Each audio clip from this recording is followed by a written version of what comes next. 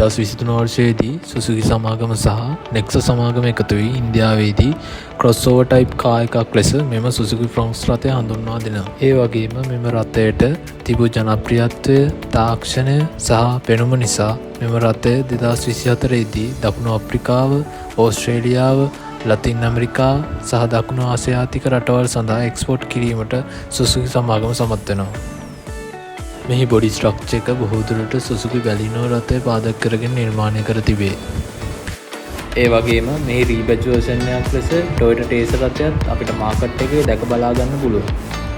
ෆ්‍රොන්ක්ස් රථයේ dimensions ගැන කතා කරොත් දිගින් මිලිමීටර් 3995ද, පළලින් මිලිමීටර් 1765ද, උසින් මිලිමීටර් 1550කින්ද සමන්විතයි. ඒ වගේම මිලිමීටර් 190ක ග්‍රවුන්ඩ් ක්ලියරන්ස් එකක් වගේම මිලිමීටර් 2520ක වීල් බේස් එකක් පිස්ටන් නිසා ලංකාවේ තියෙන ඕනෑම රෝඩ් කන්ඩිෂන් එකක මෙම වාහනය ඩ්‍රයිව් කිරීමට හැකියාව ලැබෙනවා. ඉන්ටීරියර් ලුක් එක ගැන කතා කරොත් හරිම ස්පේෂස් ඉන්ටීරියර් ඩිසයින් එකක් ඔයාට මේ කාර් එකේ බලා ගන්න පුළුවන්.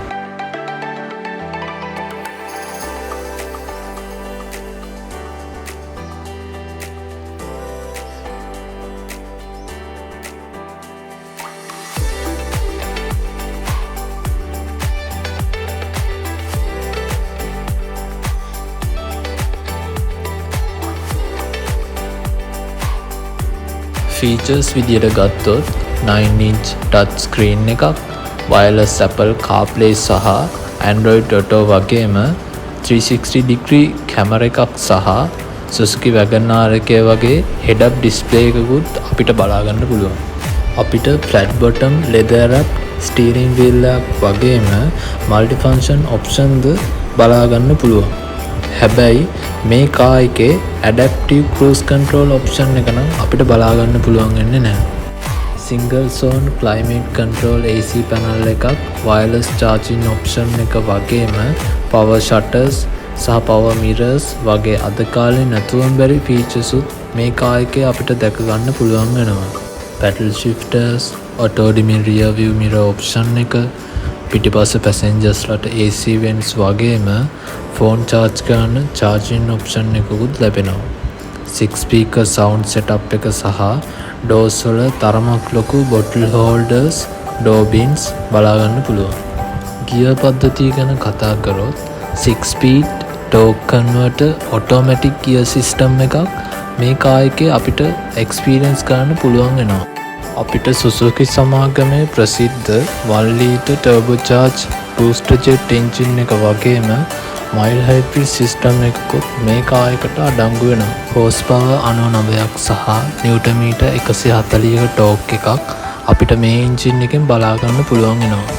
safety features ලෙස ABS, EBD, ESP හා hill hold assist වගේම rear cross traffic alert උත් අපිට බලා ගන්න පුළුවන්.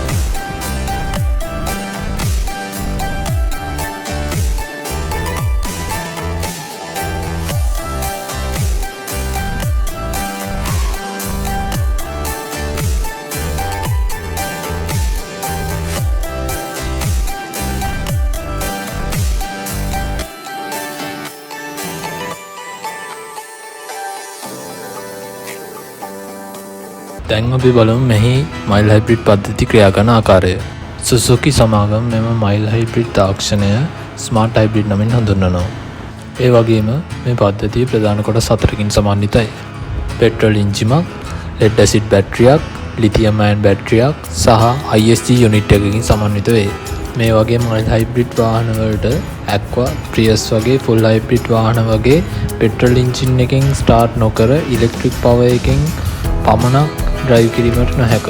සරලවම කිව්වොත් mild hybrid වාහනවල සිදුවන්නේ පෙට්‍රල් එන්ජින් එක වැඩ කරන විට ලිතියම් අයන් හයිබ්‍රිඩ් බැටරිය මගින් ඉලෙක්ට්‍රික් මෝටර් එක ක්‍රියා කරවීමට කුඩා ඇසිස්ට් එකක් ලබා දීම පමණි. මෙහි ඇති ISG යුනිට් එක ස්ටාර්ටර් මෝටර් එකක්, lead acid බැටරිය charge කරන ඕල්ටර්නේටිව් එකක් වගේම හයිබ්‍රිඩ් බැටරිය charge කරන්නත් එන්ජින් එක ඩිරෙක්ට් පවර් එක සපයන ඉලෙක්ට්‍රික් මෝටර් එකක් විදියටත් කාර්යයන් රැසක් සිදු කරනවා.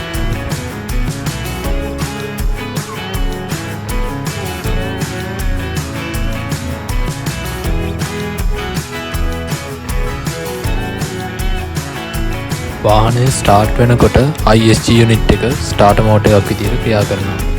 ඒ වගේම වාහනේ ස්පීඩ් එක වැඩි කරන විට හයිබ්‍රිඩ් බැටරිය මගින් බලය අරන් ISG යුනිට් එක ඉලෙක්ට්‍රික් මෝඩ් එකක් විදිහට වේගය වැඩි කරන්නත් එන්ජින් එකට සපෝට් කරනවා.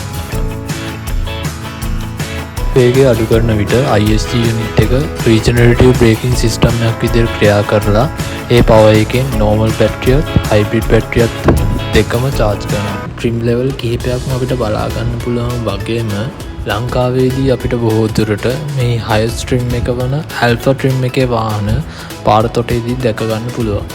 මේ ස්ක්‍රීන් එකේ දැක්වෙන chart එකෙන් ඔයාට මේ trims ගැන හොඳ අවබෝධයක් ලබා ගන්න පුළුවන්. හරි, දැන් අපි මේකේ exterior එක ගැන කතා කරොත් අපිට මේ වාහනේ aggressive, stylish, bold grill design එකක් වගේම unique crystal block type daytime running light system එකකුත් බලා ගන්න පුළුවන්. ඒ වගේම මෙම කාර් එකේ headlamps අපිට LED multi reflectors විදියටත් දැන් කාලේ අපිට බලා ගන්න පුළුවන් බොහොමයක් crossovers වල වගේ low lightning position එකකින් සමන්විත වෙනවා. අපිට අඟල් 16ක tire size එකක් සහ diamond cut alloy wheels මේ කාර් එකේ බලා ගන්න පුළුවන්. suspensions ගැන කතා කරොත් ඉදිරිපසට MacPherson strut එකක් සහ පිටුපසට torsion beam ලෙස suspension system එකක් ලබා දීලා තියෙනවා. ඒ වගේම front wheel සඳහා ventilated disc brake සහ rear wheel සඳහා drum brakes වලින් සමන්විත වෙනවා. මෙහි ඇති connected infinite tail lamp design එක නිසා වාහනයට හොඳ upmarket look එකක් වගේම futuristic පෙනුමක්ද එක් වෙනවා.